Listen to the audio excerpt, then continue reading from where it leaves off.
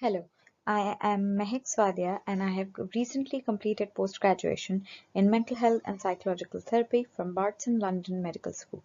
It falls under Queen Mary University of London.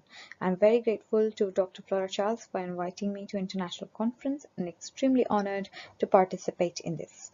The paper that I'm going to present today is a qualitative systematic review on hypnoanalysis as a treatment of phobia. To begin with, I would like to focus on what is systematic review and why have I chosen it for my research. There are different types of study to answer different types of research question as seen in this pyramid.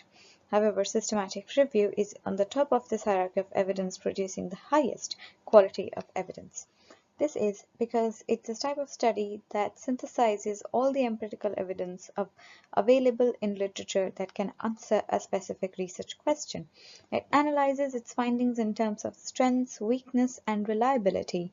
This pushes any field to work towards more reliable and accurate findings. Hence, systematic review was chosen as a part of this research. To introduce my paper, I will go through history of hypnotherapy first, then I'll explain a few basic concepts, and lastly, we'll go through a brief literature review for hypnoanalysis for phobia. History of hypnotherapy before 19th century has always revolved around myths and superstitions. The major reason was stage hypnotism, which made people believe that hypnosis could make them lose control over themselves and can make them walk like ducks and chickens. Hence, hypnosis was believed to have a magical quality that can connect people to supernatural world.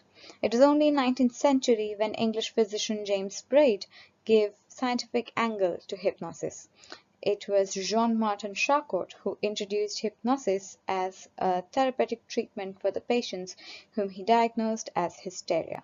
Then in turn of Charcot, a famous psychiatrist, Sigmund Freud, introduced and theorized hypnosis as therapeutic interventions for different neurotic disorders. In 21st century, American Psychiatric Association recognizes hypnotherapy as a psychotherapy. Moving on to basic concepts, hypnosis is a state of mind or consciousness in which an individual's attention is focused completely into his inner world. It's a very common experience. A classic example would be how we reach the right destinations even though we're absorbed in our own thoughts while driving. However, it's not a therapy in itself. In therapy, attention is diverted to feelings and cognition, particularly to resolve conflicts and achieve therapeutic goal. Hypnotherapy, as defined by Erickson and Lawrence, is a process through which we can use high reasoning processes in order to achieve our therapeutic goals. It consists of two stages. First is the induction of hypnotic state of mind as explained above through mental imagery.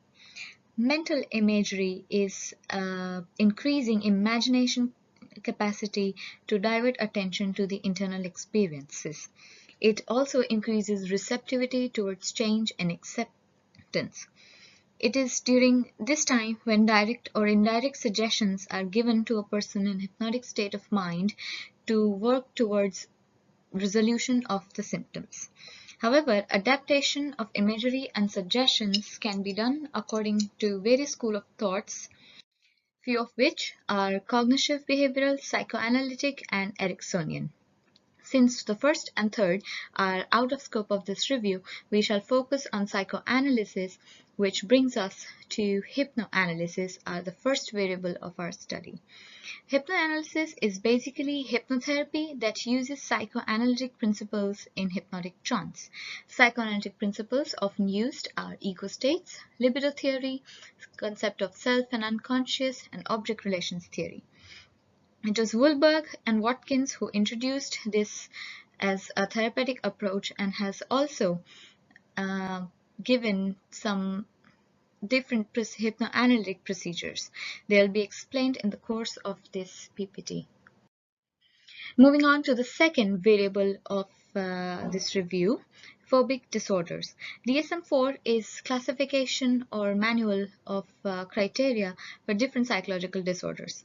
For phobia, the diagnostic criteria are irrational fear and avoidance behavior for more than 6 months, significant distress interfering with social and occupational functioning for more than 2 months, and there are also categorized into 3 types. Specific phobias focus on animal, situation, natural environment, and injury, while social phobia is fear triggered by performance-oriented situation.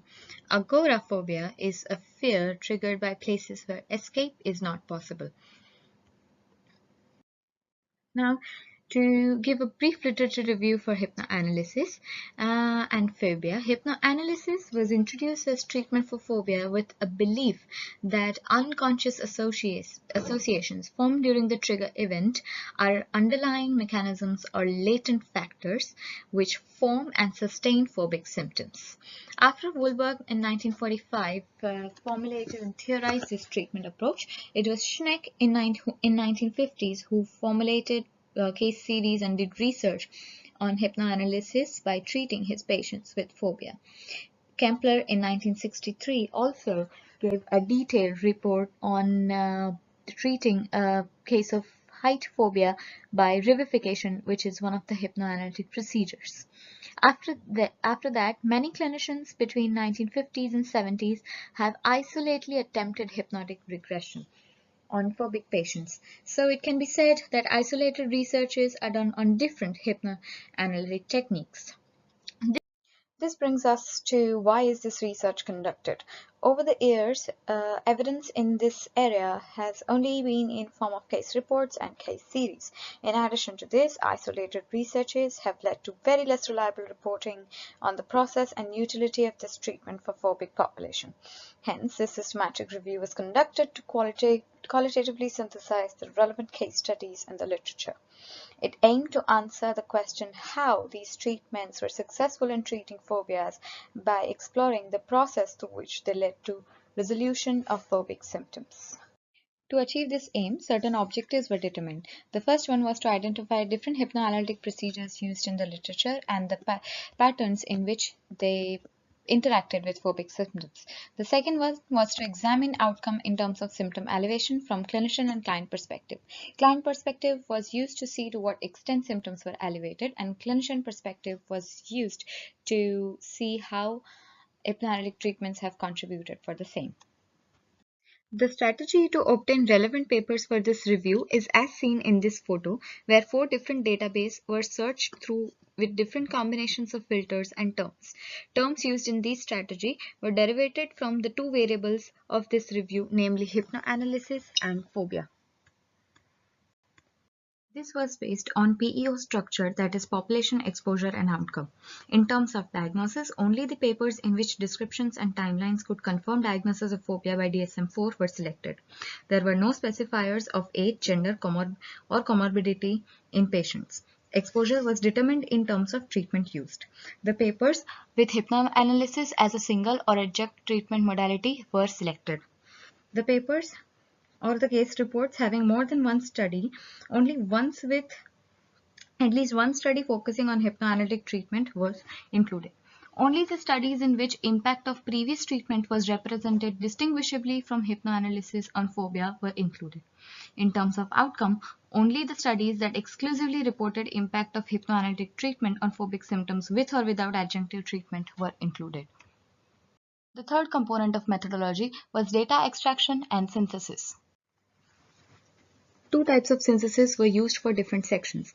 Thematic synthesis was used following Brown and Clark's model, and deductive coding, which allows extracting only the information that is relevant to research question. After reading literature, different procedures mentioned by Woolberg were chosen as predetermined framework to extract data and form codes. The fourth component of methodology is quality assessment. 2 tools, as mentioned here, were used for assessing the quality of selected studies in this review. While the first one is commonly used, second was designed specifically to address the issues of case reports by Pearson. This Prisma table represents the entire process of selection of the studies included in this review. So in the end, there were 7 studies included in this review as seen on the screen. Moving on to results section, patients in 6 out of 7 studies were diagnosed with specific phobias, namely bee, injury, slug, germs, claustrophobia, and travel. Only 1 patient was diagnosed with agoraphobia. The age range of patients was from 21 to 58, with average age being 33.5. 3 out of 7 patients were male and rest were female. Only one patient, that was one with agoraphobia, was comorbid with depression. In terms of previous treatments, only 2 patients had undergone it. The patient with agoraphobia had only taken it for depression, and the one with B-phobia had taken 8 months of systematic desensitization but was unsuccessful. Results for outcome section are compiled in conclusion slide of this PowerPoint presentation. This is the structure used for thematic synthesis, where procedures are divided into 2 major themes to answer the question for hypnoanalysis. For first procedure in theme 1, 2 patterns are observed. The use of imagery in slug phobia, as seen in example here, led only to partial symptom resolution, that is somatic symptoms. Even in other 2 studies, it resolved secondary aspects of case presentation like confidence and therapeutic alliance. When used with psychoanalytic component, as seen in pattern 2, it was unsuccessful. For second procedure in theme 1, again 2 patterns were observed. When used independently, suggestion resolved non-phobic areas of problem like imagery.